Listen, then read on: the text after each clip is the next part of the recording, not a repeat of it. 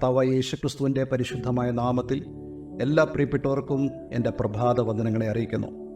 ഇന്ന് നമുക്കൊരുമിച്ച് ദൈവത്തിൻ്റെ സന്നിധിയിൽ കടന്നു വരുവാനും ദൈവത്തെ മഹത്വപ്പെടുത്തുവാനും ദൈവം നമ്മുടെ ജീവിതത്തിൽ നൽകിയതായ നല്ല സമയത്തിനായി ഞാൻ ദൈവത്തിന് സ്തോത്രം ചെയ്യുന്നു.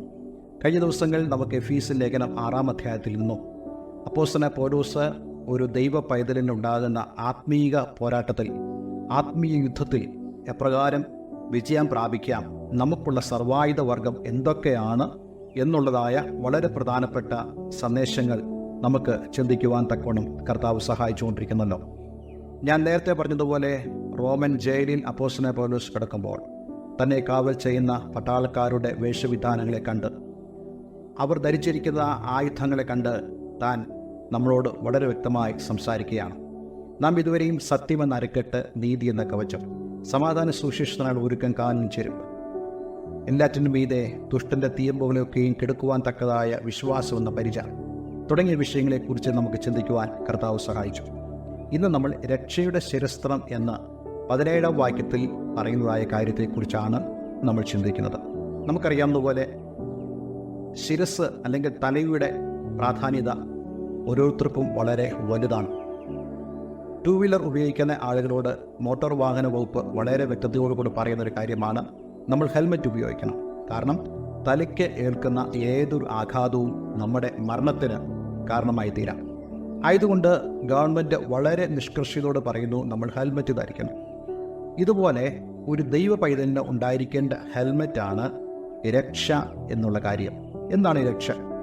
ഒറ്റ വാക്കിൽ നമ്മൾ പറഞ്ഞാൽ ശിക്ഷയെന്നുള്ള വിടുതലാണ് രക്ഷ.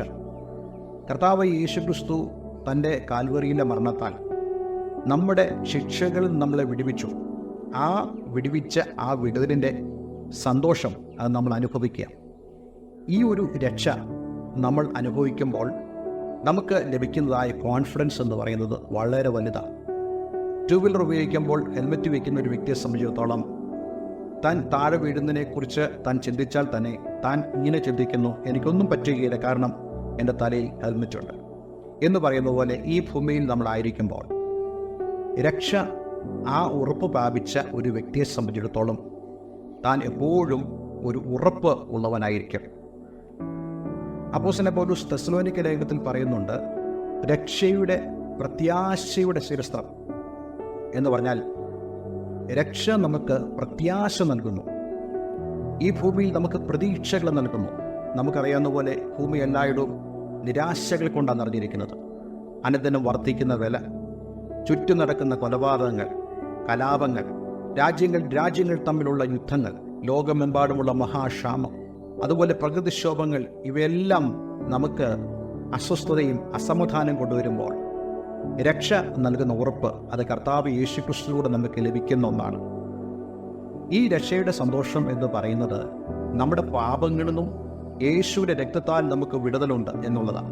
ആയതുപോലെ തന്നെ നമ്മുടെ ജീവിതത്തിൽ മരണം സംഭവിച്ചാൽ നാം ക്രിസ്തുവിനോട് കൂടെ ആണെന്നും, അഥവാ നമ്മുടെ ഈ ആയുസ്സിൽ കർത്താവ് യേശുക്രിസ്തു ആകാശമേഖല വാഹനമാക്കി വരികയാണെങ്കിൽ നാം അവനോടുകൂടി എടുക്കപ്പെടും എന്നുള്ളത് നമ്മുടെ രക്ഷയുടെ ഉറപ്പാണ്. ഇത് നമുക്കൊരു ശിരസ്ത്രം പോലെയാണ്. റോമൻ പടയാളികൾ യുദ്ധത്തിൽ കടന്നു പോകുമ്പോൾ അവർ ധരിച്ചിരിക്കുന്നതായ ആ ശിരസ്ത്രം അവർ ഏത് റെജിമെൻറ്റിനെ പ്രതിദാനം ചെയ്തതെന്ന് ഉച്ചസ്ഥരം ഘോഷിക്കുക. അതുപോലെ തന്നെ യുദ്ധത്തിൽ അവർക്ക് നേരിടാവുന്ന ആക്രമണങ്ങളിൽ അവരുടെ ശിരസ്ത്രം അവരെ സൂക്ഷിക്കുന്നു എന്നുള്ളതായ ആ ഉറപ്പ് ഈ പട്ടാളക്കാർക്കുണ്ട്. എന്ന് പറയുന്ന പോലെ കർത്താവ് യേശുക്രിസ്തുവിൽ വിശ്വസിച്ച് ആ രക്ഷ അനുഭവിക്കുന്ന ഏതൊരു വ്യക്തിക്കും ഈ ഭൂമിയിൽ ലഭിക്കുന്നതായ ആ പ്രത്യാശയും ധൈര്യവും അത് വളരെ ശ്രേഷ്ഠമാണ്. ഇതിന് നേരെ ഓപ്പോസിറ്റ് ഒരു കാര്യം പറയുകയാണെങ്കിൽ നമുക്ക് പറയാൻ സാധിക്കും അധൈര്യം, നിരാശ. ഇതാണ് പലപ്പോഴും പിശാച് നമ്മളിൽ കൊണ്ടിടാൻ ശ്രമിക്കുന്നത്.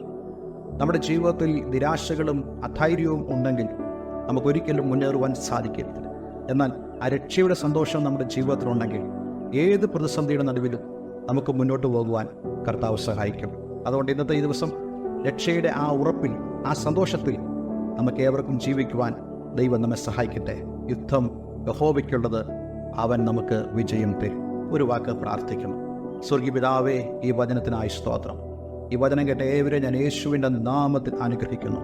രക്ഷയുടെ ഉറപ്പും സന്തോഷം പ്രാപിച്ച് മുന്നോട്ട് പോകുവാൻ പ്രിയമുള്ളവരെ അങ്ങ് ഇടയാക്കണം. യേശുവിൻ നാമത്തിൽ തന്നെ.